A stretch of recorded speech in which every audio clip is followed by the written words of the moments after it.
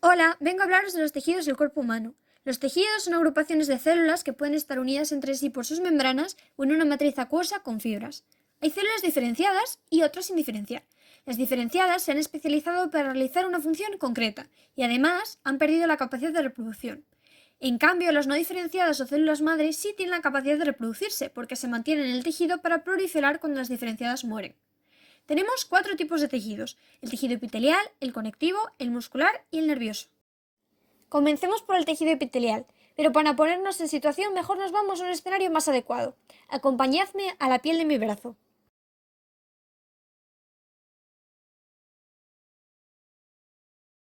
Listo, ahora ya podemos empezar.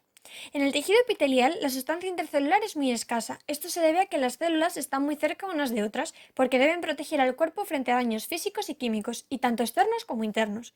El tejido epitelial también sirve para absorber o intercambiar, expulsar sustancias, forma glándulas, recibe estímulos y muchas más cosas que veremos dentro de poco.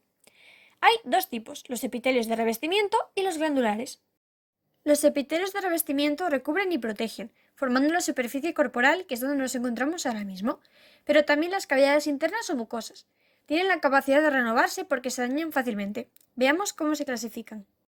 Si nos fijamos en las capas y nos ponemos a contar, pueden ser monoestratificados o simples cuando hay un solo estrato, es decir, una sola capa, pluriestratificados o simplemente estratificados cuando hay más de una, y pseudoestratificados cuando parecen varias pero en realidad solo hay una. Si en cambio nos fijamos en su forma, por un lado estarían los planos, también llamados escamosos o pavimentosos, los cúbicos, con forma de cubo, y los prismáticos, que como podéis suponer tienen forma de prisma, aunque también se les llama cilíndricos. Ahora que ya hemos aprendido a clasificarlos según su forma y según el número de capas, veamos cómo se le llamaría a este epitelio de mi derecha. Según el número de capas, como veis, tiene varias, por lo que es pluriestratificado, o si lo preferís, estratificado secas. Según su forma, al tener varias capas, nos fijamos en la última de todas, que es plana, aunque también se le puede llamar escamosa o pavimentosa. En conclusión, es un epitelio estratificado plano, aunque podéis llamarlo de las otras formas que os dije antes. Pues bien, este epitelio estratificado plano lo podemos encontrar en la piel, es decir, aquí mismo, o en la vejiga urinaria. Vamos ahora con otros ejemplos. Este de aquí es un epitelio simple plano, es conocido como endotelio, y se encuentra formando capilares, revistiendo el corazón y los vasos sanguíneos, y como solo tiene una capa, permite fácilmente el paso de sustancias. Este otro es el epitelio simple cúbico, que reviste la superficie del ovario y los túbulos renales.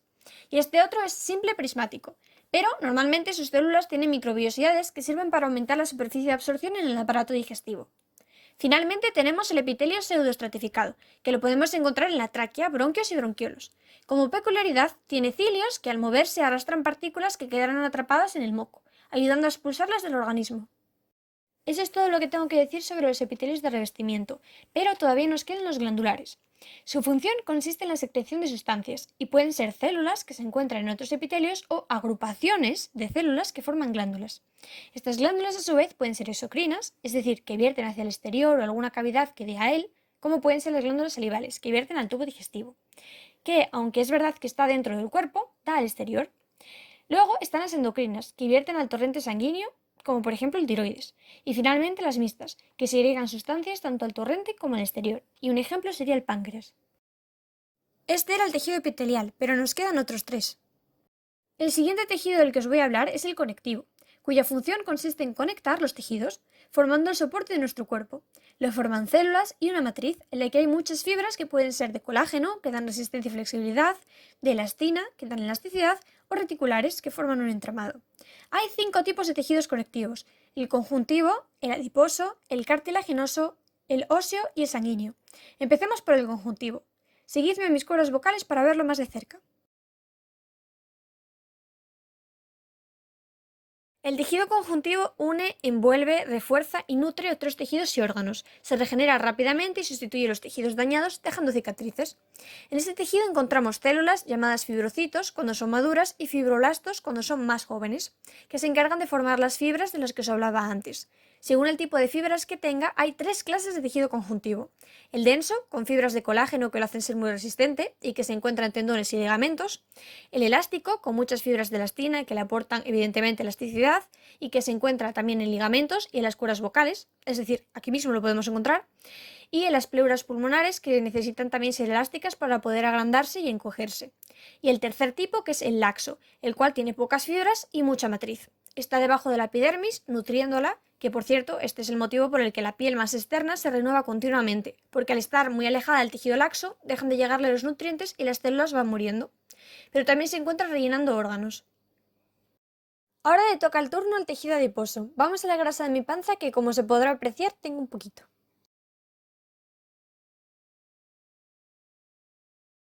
El tejido adiposo sirve como reserva energética, aislante térmico y como protección. Sus células se llaman adipocitos y acumulan grasa.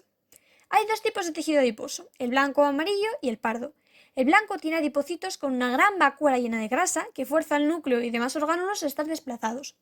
Es el tejido que tenemos los adultos debajo de la piel y protegiendo órganos. El pardo tiene adipocitos con vacuolas de grasa más pequeñas que no desplazan al núcleo como en el blanco, sino que le permiten estar en el centro de la célula. Lo tienen los recién nacidos y los animales que hibernan. El siguiente tejido conectivo es el cartilaginoso. Así pues, vayámonos a mi oreja.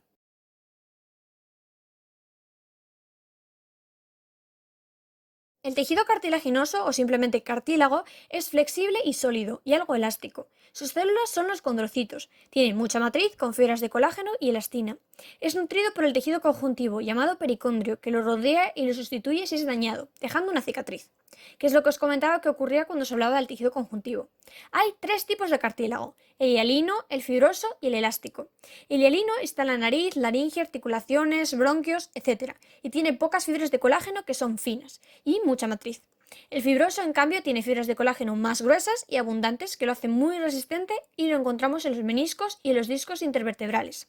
Finalmente, el elástico tiene muchas fibras de elastina que lo hacen lógicamente elástico. Lo podemos encontrar en el pabellón auditivo y la epiglotis. El tejido óseo es el siguiente tipo de tejido conectivo del que vamos a hablar. Vayamos a mi fémur.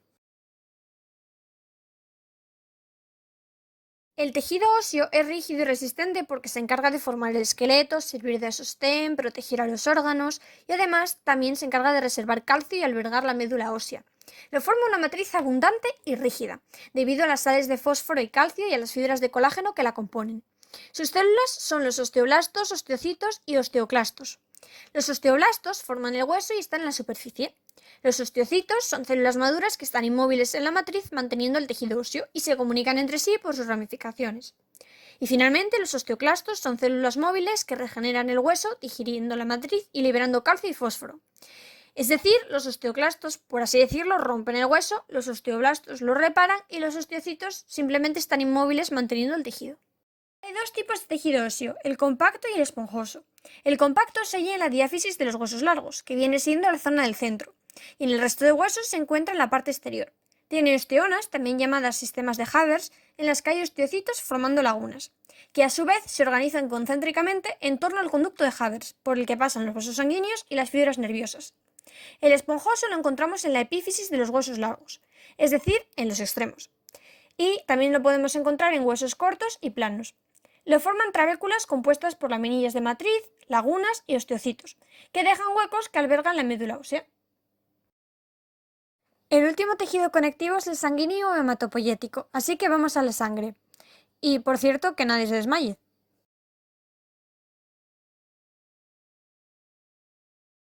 La sangre transporta sustancias, se encarga de la termorregulación gracias a la alta proporción de agua que tiene, de la defensa contra infecciones y de la coagulación. Tiene una parte sólida y otra líquida. Las sólidas son las células, que suponen el 40-45% de la sangre, y la líquida el plasma sanguíneo, que sería el 55-60% de la sangre. Empecemos por el plasma. El plasma es de color amarillo y está formado por agua, proteínas, más concretamente fibrinógenos para la coagulación y globulinas para los anticuerpos, sales minerales, gases, hormonas provenientes de las glándulas endocrinas y mixtas, como ya os expliqué en el tejido epitelial glandular, nutrientes y productos de desecho. Ahora vamos con las células sanguíneas o hematocrito, que son los glóbulos rojos, blancos y las plaquetas. Los glóbulos rojos, también llamados eritrocitos o hematíes, son las células más abundantes en la sangre y tienen forma de disco bicóncavo. Su función es la de transportar oxígeno gracias a la hemoglobina, que tienen en el citoplasma. Y para ello, de hecho, pierden su núcleo y orgánulos, porque así tienen espacio de sobra para llevar todo el oxígeno posible.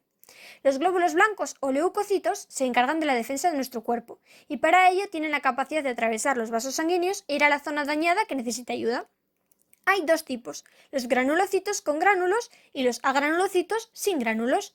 Los granulocitos son los neutrófilos, eosinófilos y basófilos. Los agranulocitos son los monocitos que se transforman en macrófagos y los linfocitos que tienen acción específica ante agentes extraños, siendo los linfocitos B los que forman anticuerpos.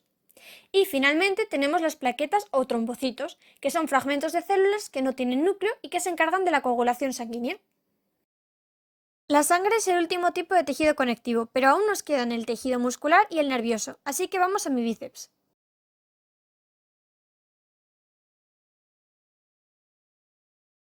El tejido muscular tiene la capacidad de contraerse y generar movimientos. Sus células se llaman fibras y tienen filamentos de dos tipos de proteínas, actina y miosina, que son las causantes de que los músculos se contraigan. Hay tres tipos de tejido muscular, el esquelético estriado, el liso y el cardíaco miocardio. El estriado forma los músculos que mueven el esqueleto.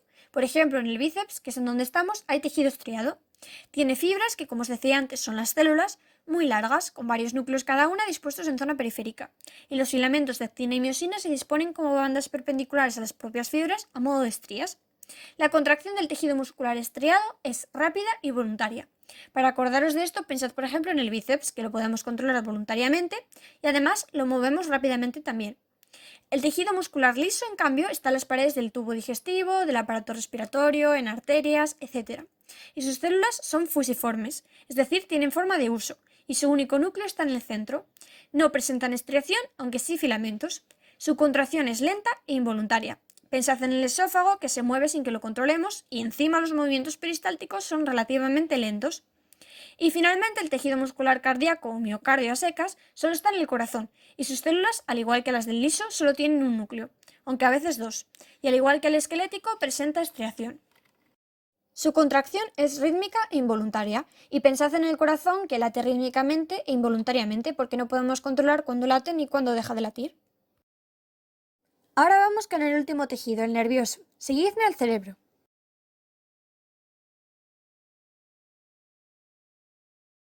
El tejido nervioso está especializado en generar impulsos nerviosos, los cuales llevan la información proveniente de los órganos de los sentidos y hacen que los órganos efectores, músculos y glándulas, respondan. En este tejido hay dos tipos de células, las neuronas y las células de la glía. Las neuronas son las que producen los impulsos nerviosos que son de naturaleza eléctrica. Ups. Bueno, ahora os explicaré sus partes, aunque será mejor que no la vuelva a tocar. Lo primero es el soma o cuerpo celular, que es el que contiene al núcleo, orgánulos y al citoplasma. Luego están las prolongaciones, que son las dendritas y el axón. Por un lado, las dendritas son cortas y se ramifican. Reciben los estímulos e interconectan unas neuronas con otras. Y por otro, el axón es la prolongación larga que no se ramifica más que en el extremo terminal. Lo protege la mielina, que es una sustancia de color blanco que lo envuelve. Y bien, estas han sido las partes de la neurona. Veamos ahora cómo llevan a cabo su función de transmitir el impulso nervioso. Esta neurona se llama presináptica y va a ser la que emita el impulso, y esta otra es la postsináptica, que lo va a recibir. Entre ellas hay un espacio que se conoce como espacio sináptico, y ojo que esto es importante porque las neuronas no se tocan entre sí.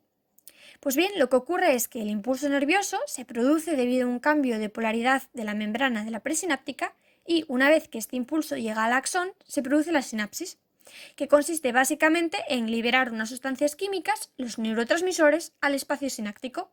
Y lo que van a hacer los neurotransmisores es iniciar el impulso de la siguiente neurona, es decir, en la postsináptica.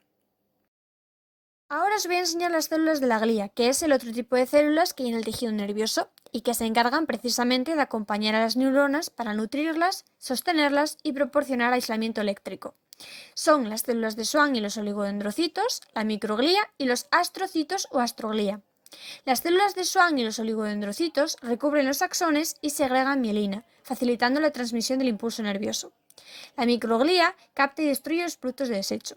Y finalmente los astrocitos o astroglía, que como veis tienen forma estrellada, son los encargados del sostén y la nutrición de las neuronas. Las células de la glía se reproducen, pero las neuronas no, porque perdieron su capacidad de reproducirse al especializarse tanto. Y hasta aquí todo lo relativo a los tejidos del cuerpo humano. Espero que os haya gustado.